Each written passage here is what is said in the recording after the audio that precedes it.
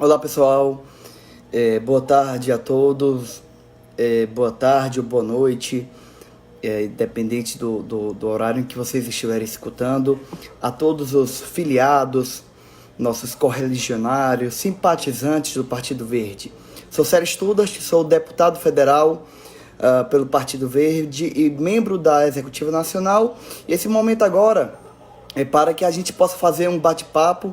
Estou acompanhando aqui as perguntas, os comentários, um bate-papo e também uma breve formação sobre todo esse momento de pandemia que nós estamos passando aqui no Brasil. Peço já que você curta, que você compartilhe esse vídeo. Esse é um vídeo muito importante. Esse é um vídeo, também é um momento histórico que nós estamos vivendo, e o Partido Verde, ele tem suas posições, ele tem suas ideias, e aqui eu vou tentar expressar a minha visão, obviamente, mas também uma visão que vai buscar, de certa forma, representar o que nós pensamos enquanto um partido que se preocupa de forma grave, de forma extrema com esse momento que nós estamos vivendo. Então já peço que compartilhe, que curta, que divulgue esse vídeo, que é um vídeo muito importante. A primeira questão que eu gostaria de mencionar é acerca de como toda essa questão da pandemia nos pegou de surpresa. Nesse momento, enquanto eu estou falando aqui, os dados, os números estão exatamente nesse momento sendo atualizados pela equipe ministerial. Me recordo que uma semana antes dessa questão da pandemia começar a ser debatida, começar a preocupar os brasileiros, estive em conversa com deputados, com o presidente da Câmara, e em momento algum ainda se falava de uma preocupação muito grande com essa pandemia ou de uma preocupação muito grande com o coronavírus. Isso me assustou bastante, porque uma semana depois já era algo extremamente difundido, já era um tema de grande preocupação nacional, e nos mostrou e nos revelou o quanto a Câmara dos Deputados, o Senado Federal e certamente o presidente, mesmo com a ABIN, mesmo com seus informantes, com toda a inteligência institucional, não sabia da gravidade ou não sabia de como nós lidaríamos com essa questão. Então, a bancada do Partido Verde, ela tem se reunido, ela tem debatido e tem se preocupado com essa questão e, obviamente, apresentando projetos, apresentando o que nós encaramos como solução para esse momento. Para além disso, não podemos deixar de registrar aqui de forma muito clara e de forma muito objetiva o quanto repudiamos e o quanto é assustador a forma em que o governo, não pelos seus técnicos, não pelas pessoas de boa vontade que buscam de alguma forma encontrar um meio para que nós possamos combater a epidemia, mas na presença e na figura e na pessoa do presidente da República, tem sido desastrosa e tem sido extremamente preocupante.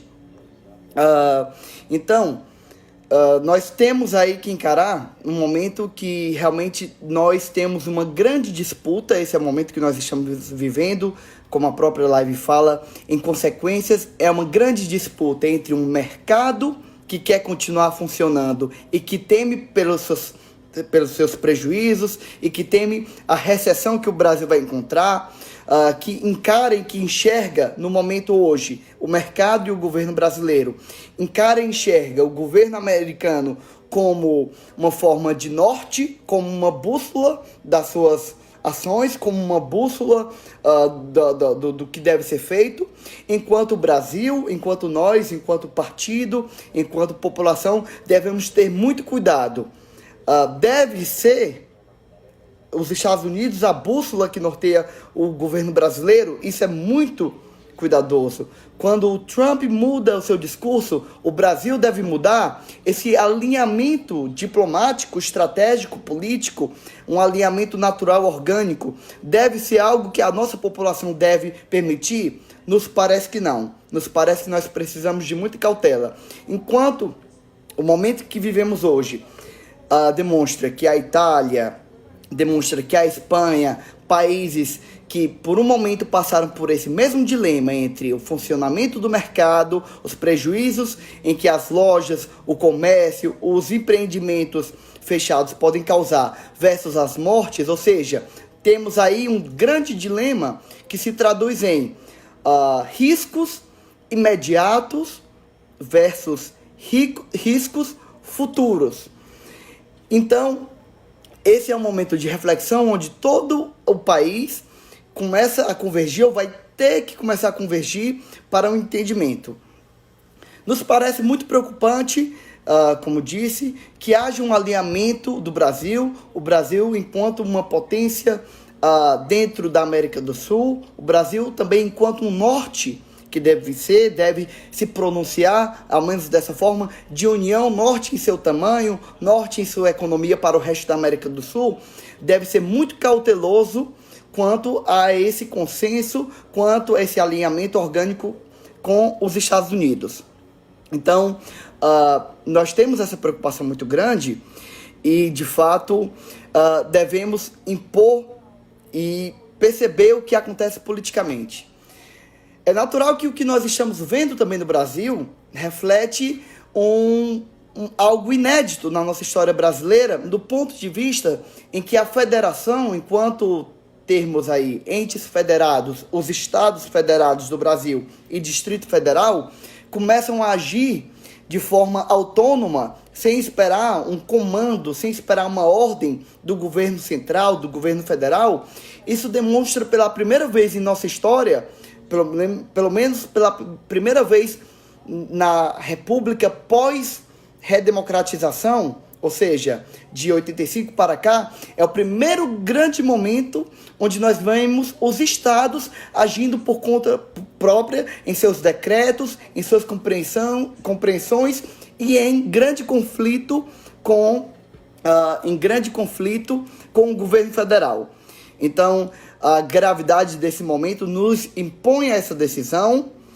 Me parece que a partir do momento em que nós temos que compreender que deveria haver uma estratégia do governo federal do lockdown, para todos explicando, o lockdown seria o período em que nós não realmente nos isolaríamos, onde haveria, de fato, uma testagem massiva por parte das instituições de saúde pública e haveria também um isolamento social por parte de um acordo social entre todos, que é o que a maior parte dos governos estavam fazendo. O governo federal, na figura do presidente Jair Bolsonaro, sequer respeitou em qualquer momento a ideia de lockdown. Desde o primeiro momento, foi ele a pessoa a quebrar essa ideia de isolamento social na sua própria figura, foi ele a pessoa a desacreditar da pandemia que nós estávamos passando, e foi ele a pessoa a também menosprezar, minimizar e tratar de forma simplória a grave questão nacional. Então, o Brasil sequer está tendo um lockdown como poderia ter, como, por sorte, poderíamos ter à frente de países que não tiveram esse tempo, tais como Itália, tal como Espanha. Então, o lockdown do Brasil, que poderia ser um risco econômico de 15 dias ou 30 dias, um prejuízo econômico desse período, pode se transformar em uma constante linha de prejuízos econômicos aliados com a morte. Ou seja, então, na busca para salvar a economia, talvez nem se salve a economia e nem se salve as vidas.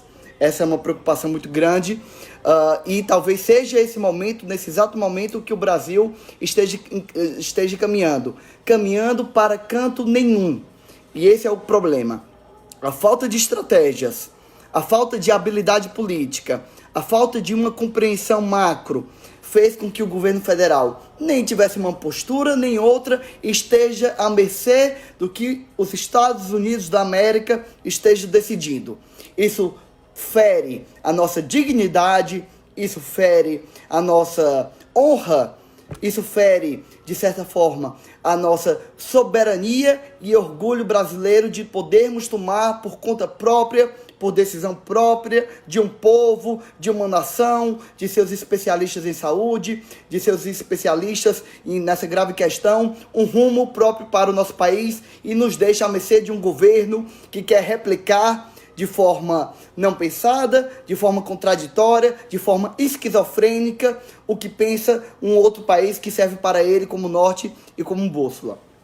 Vou responder aqui algumas perguntas para que a gente possa dar voz aqui às pessoas que estão comentando e também conversarmos um pouco mais. A Mariana Perim, um abraço Mariana, pergunta: Célio, qual a sua sugestão sobre o adiamento das eleições de 2020 e suspensão do fundo eleitoral? Bom, é muito precoce nós falarmos realmente do que ocorrerá com as eleições de 2020. Há dois grupos em conflito sobre essa questão. Obviamente, há um grupo que quer... há um partido do governo que não foi homologado pela Justiça Eleitoral que não iria participar das eleições e quer participar. Isso é um fato que nós não podemos negar. Aliado ao interesse desse grupo, também há pressões sociais para que não exista nenhum tipo de gasto com fundos eleitorais, com campanhas eleitorais, e essas petições são muito válidas. Contra isso, há os mandamentos constitucionais que exigem a alternância de poder e exigem toda essa questão. Então, nos parece que deve ser um reflexo muito grande sobre a prioridade. Tem que ser dito de que, a partir do momento em que a Câmara dos Deputados aprovou o estado de calamidade pública, já cabe ao governo utilizar todos os recursos que possui, independente de qual fundo seja, no combate ao coronavírus, no combate prioritário à saúde das pessoas. Isso deve ser prioridade. E se o rito democrático, de alguma forma, for respeitado em 2020, como mandamento constitucional, certamente deverá ser respeitado de forma muito diferenciada, muito distante de como se esperava. Talvez para o final do ano, talvez em tempo reduzido. Nós já vivemos no Brasil um período onde as campanhas eleitorais duravam 3 meses. Depois esse período foi encurtado para 45 dias. Se ocorrer esse ano, pode ser que seja possível que seja reduzido para um tempo menor ainda. De fato, é precoce falarmos em qualquer questão eleitoral nesse momento, nesse grave momento, já que não sabemos nem o que vai acontecer amanhã com a nossa população. Mas é natural que haja mudanças substanciais no rito democrático de 2020.